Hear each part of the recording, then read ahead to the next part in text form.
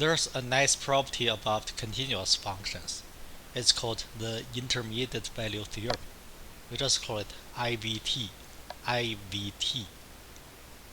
The statement of IVT is on the screen.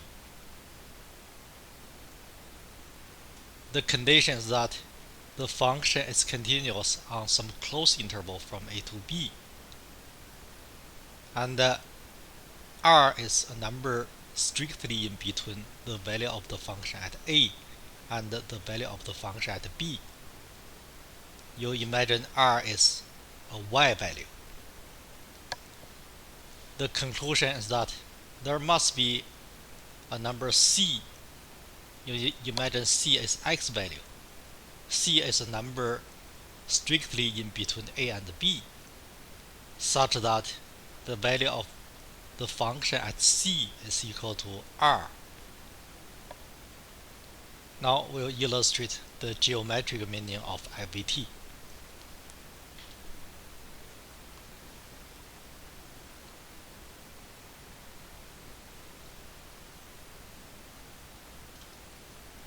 Now let's say you have a continuous function defined on some closed interval from a to b. So now let's say that's x value of a, that's x value of b. The value of the function at a is different from the value of the function at b. It means the function cannot be constant.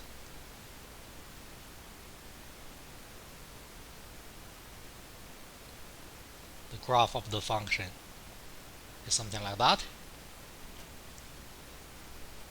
This point has x coordinate of a and the y coordinate the value of the function at a, and this point has x coordinate of b and the y coordinate the value of the function at b.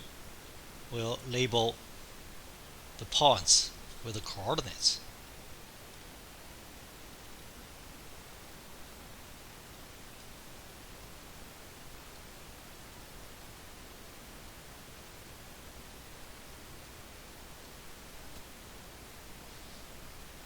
On the vertical axis, we'll also label the y coordinate of this point, f of a, and the y coordinate of this point, f of b.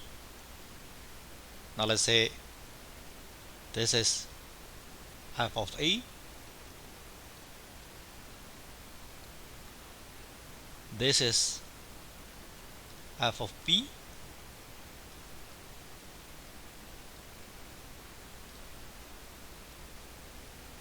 now look at r. The condition on r is a number strictly in between f of a and f of b. We mentioned that you imagine r is a y value. So r is a number somewhere in between these 2 points, f of a, f of b, on the vertical axis. Now I'm going to draw a horizontal line passing through the point r on the vertical axis.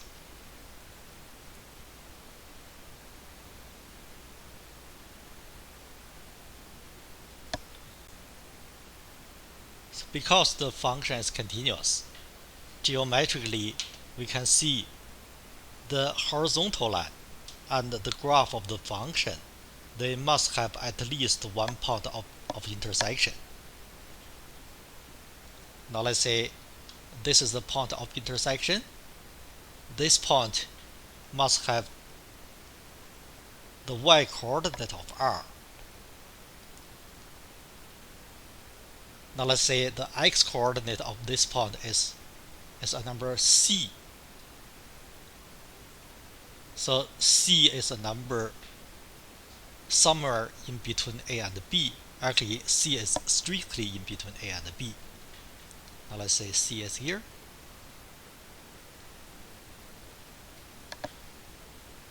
And because the point is on the graph of the function, we have the value of the function at c is equal to r. This is the conclusion of IVT. I'm going to make some more comments on IVT. The geometric significance we mentioned earlier is just an illustration on why IVT is true. This is not a mathematical proof. If you really want to know mathematical proof, you have to do a math major. Secondly, the value of the function at a cannot be the same as the value of the function at b, because you want r to be a number strictly in between f of a and f of b. So these two values cannot be equal. This also implies the function is not constant. Thirdly, on the illustration, we have the value of the function at a is less than the value of the function at b. It can also be the opposite. I mean, it's possible for the value of the function at a to be greater than the value of the function at b. The IVT is also true in that case. Lastly, IVT can only guarantee there must be at least one x value in between a and b, such that the value of the function at c is equal to r. But IVT cannot tell you how to find the value of c.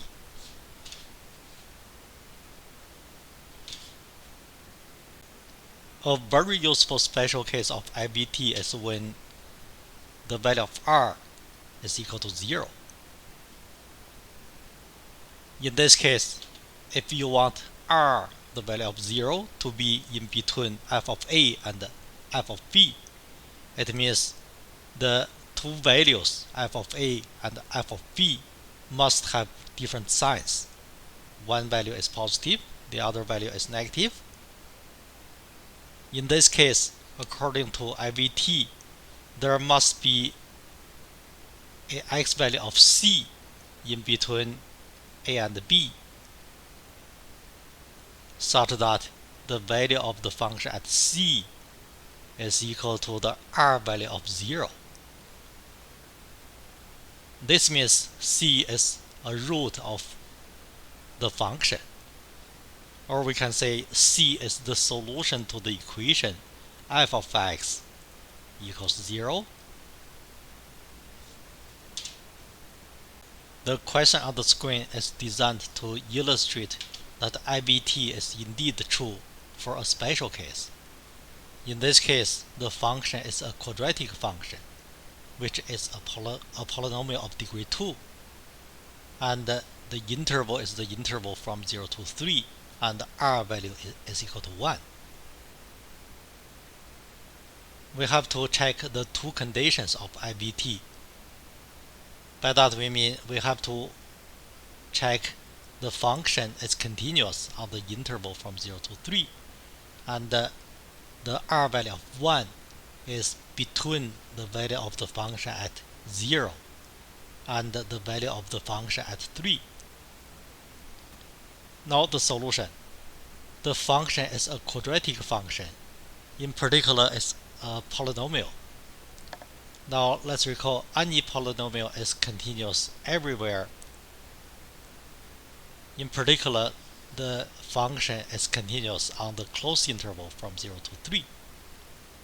We'll write it down. F of x is a polynomial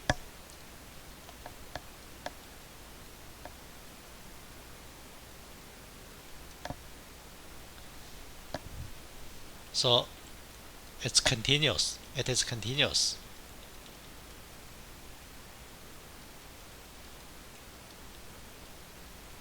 on the set of all the real numbers.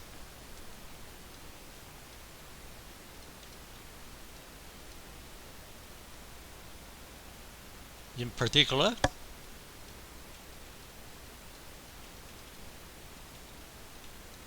it is continuous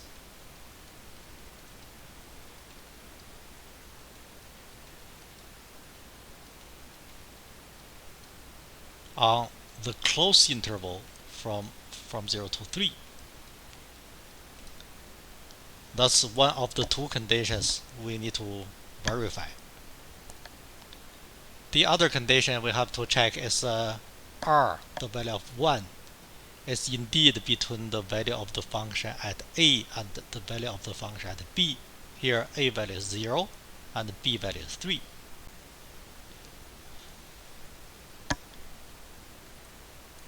The value of the function at a, the value of the function at a, it means the value of the function at 0 equals, we plug 0 into the function, you have 0 squared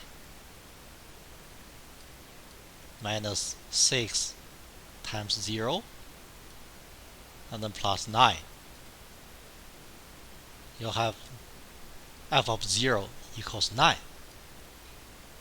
And the value of the function at b value of 3 is 3 squared minus 6 times 3 and then plus 9. This value is equal to 0. So you see r value of 1 is indeed strictly between the value of the function at 0, 9, and the value of the function at 3, so which is 0. So r value of 1 is indeed strictly between the value of the function at 0, so which is 9, and the value of the function at 3, so which is 0. So we have seen the two conditions for IVT are satisfied. We now verify the conclusion of IVT.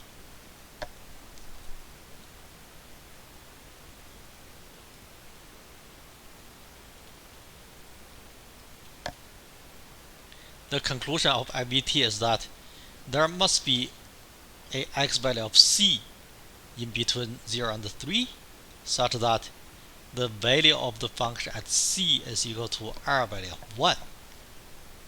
To verify that there is a value of c strictly in between 0 and 3 such that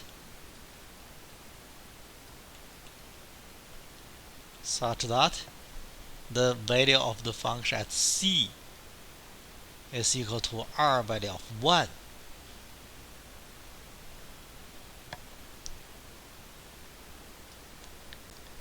This is actually an equation of c. So we solve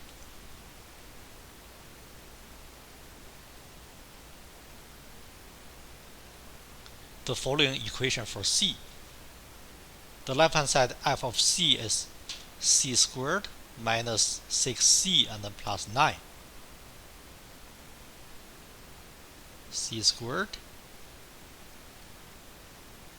minus 6c and then plus 9 equals 1.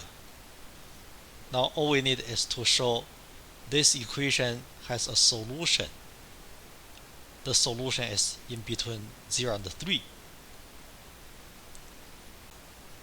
To solve the quadratic equation of c, we subtract two sides of the equation by 1 and making the right hand side 0. So we have c squared minus 6c then plus 8. 9 minus 1 is equal to 8 equals 0. For the quadratic equation, we factor the left-hand side. The factored form is c minus 2 then times c minus 4 equals 0. Now we see the equation has two solutions. So we have c value of 2 and c value of 4.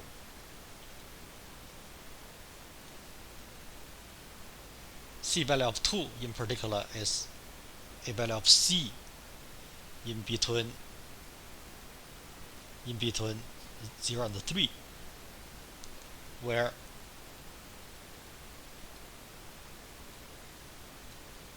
c value of 2 is indeed a number on the interval, on the open interval from 0 to 3.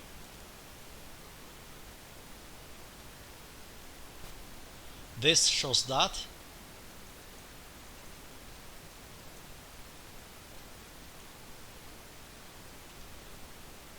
there is a c value of 2. This number is on the interval, on the open interval from 0 to 3, such that the value of the function at c, which is the value of the function at 2, the value of the function at 2 is 2 squared minus 6 times 2 and then plus 9. 2 squared minus 6 times 2 and then plus 9. We wanted this number to be r value of 1. 2 squared is 4 minus 12. You have negative 8 and then plus 9. You indeed have the r value of 1.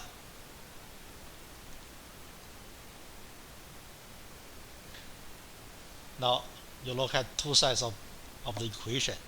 We have verified the IVT for this particular case.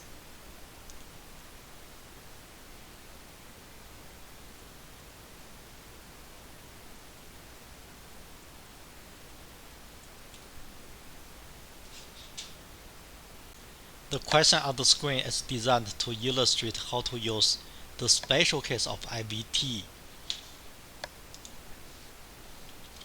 The special case of IVT is stated as follows.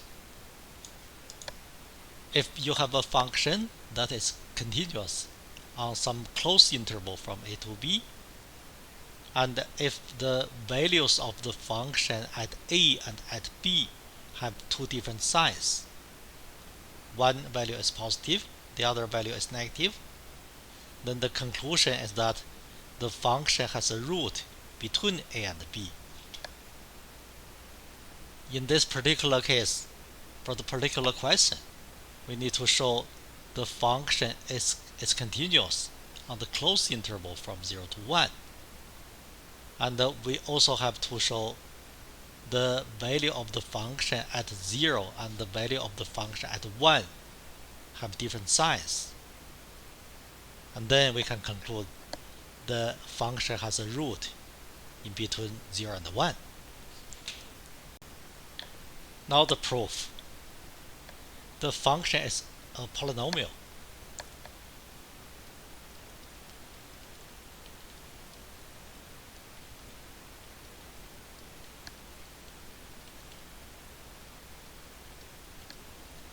So it is continuous everywhere.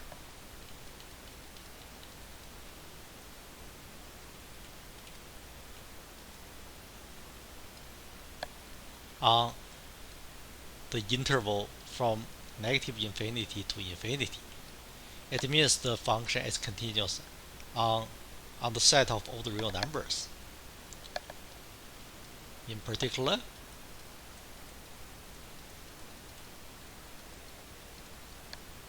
it is continuous on the closed interval from 0 to 1.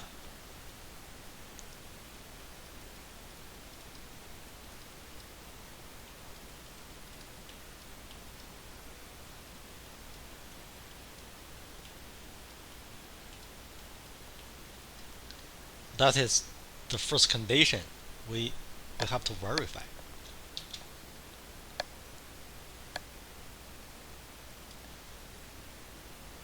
Now we have to evaluate the function at 0 and at 1. We want to show these two values have different signs. Moreover, the value of the function at 0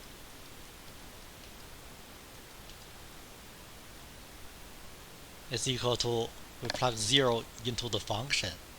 The value of the function at 0 is equal to -2.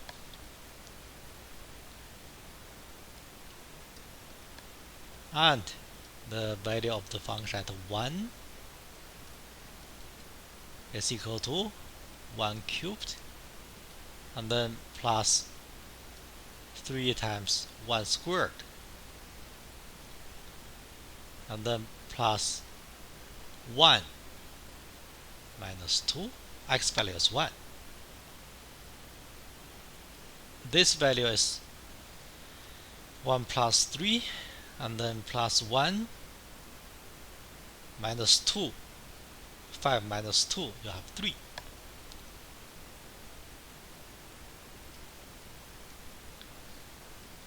So you see the value of the function at 0 and the value of the function at 1 have different signs.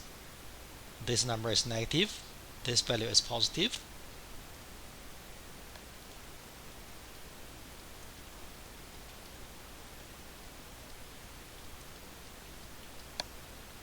Have different signs.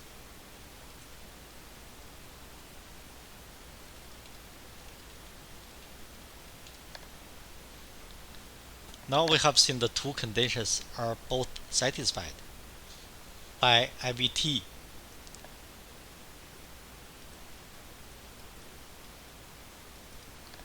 The function has a root on the open interval from 0 to 1.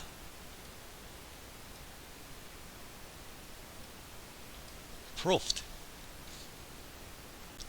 The next question is designed to illustrate that IVT can actually be used to approximate the root of a function on some closed interval. I wrote some R code. On this line, x is a vector having two values, the value of 0, the value of 1. This line is the definition of the function. This line is the values of the function at 0 and 1. -2 is the value of the function at 0, 3 is the value of the function at 1. So because these two values have two different signs, the function must have a root in between 0 and 1. Now the idea is to find a smaller interval, a subinterval from 0 to 1 containing the root of the function. To achieve that, we divide the interval from 0 to 1 into 10 subintervals. On this line, you have all the partition points. The partition points are 0, 0.1, 0.2. The last partition point is 1, of course. And then we evaluate the function at all the partition points. On this line, you have the values of the function at all these points. For instance, this is the value of the function at 0. Thus the value of the function at 0.6. Thus the value of the function at 0.7. Now you see the value of the function at 0.6 and the value of the function at 0.7 have different signs. According to the special case of IVT again, the function has a root between 0.7 and 0.6.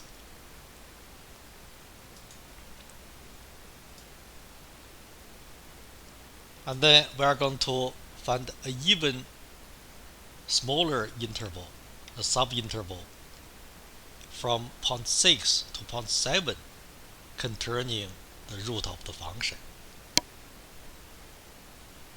So we divide the interval from 0.6 to 0.7 into 10 subintervals. These are the partition points. And then we evaluate the function f at all these numbers.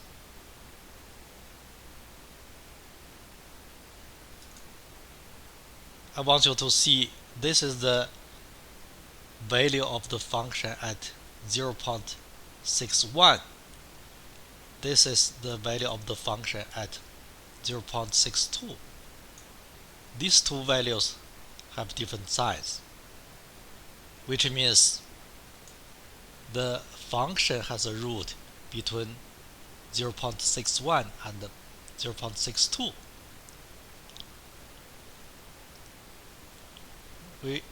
We keep on going.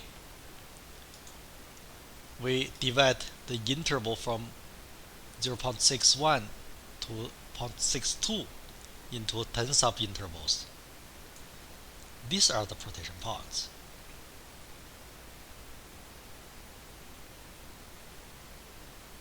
Right. And then we evaluate the function at all these numbers.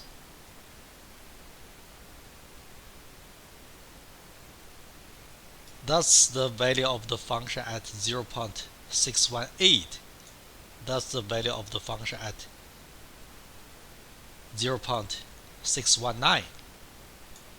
These two values have different signs. This means the function has a root between 0.618 and 0.619. Now, if we round the approximated root to 2 decimal places, the answer is 0.62. So we have the answer. The root is approximated by 0.62. It's also possible to perform all these calculations using your calculator.